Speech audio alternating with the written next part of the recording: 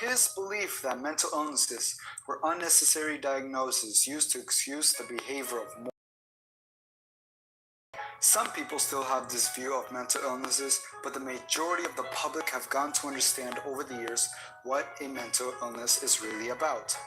Although we have come to have better understanding of it, there's still tons of myths about it that can have harmful effects on the treatment of those with psychological conditions.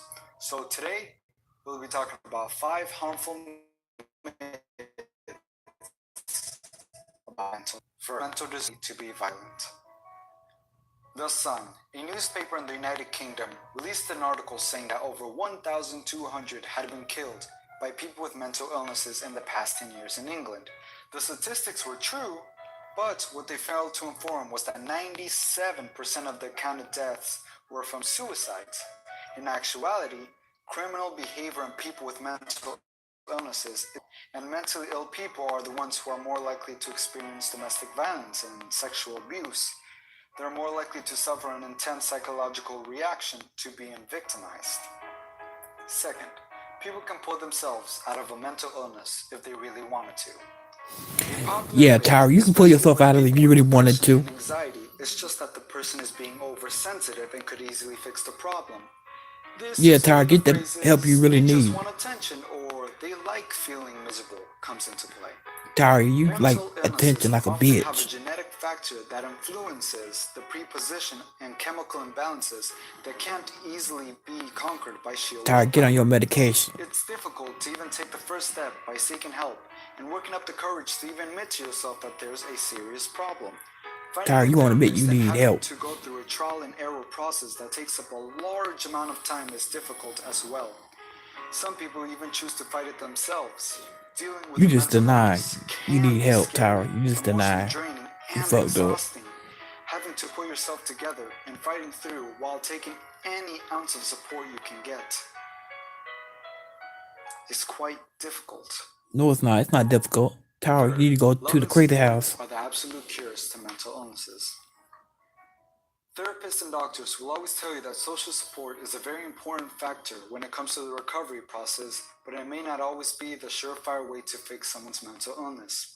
We've all seen movies where a child with a serious behavioral problem or a girl who suffers from emotional outbursts is made completely better by the end of the movie because someone went out of their way to inspire a sudden realization that they too can be loved.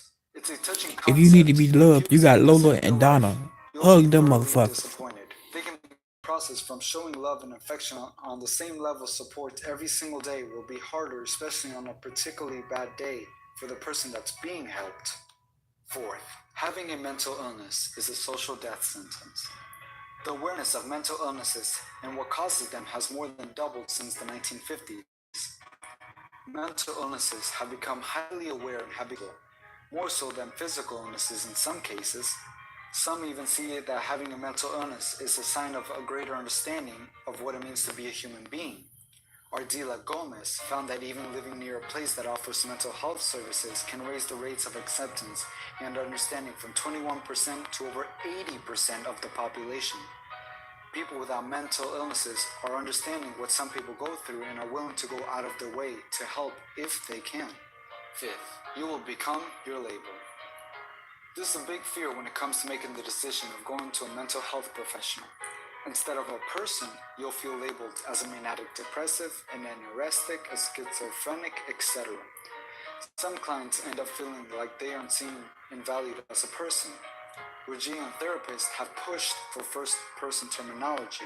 For example, instead of an autistic child, you use a child with autism. This puts emphasis on the person and not the illness. Some researchers have even debated if telling their clients their official diagnosis is beneficial for their recovery process. If the client's feeling like the mental disorder itself is the only thing his or her therapist or doctor is focused on, it's highly recommended that they find a new one. If you enjoyed today's video, subscribe to Side2Go. Also, don't forget to follow them on Facebook, Twitter, and Tumblr. Shout out to True Freeman. This is your bitch ass. If you subscribe and like, Yuck Mouth, Triple OG. Peace out.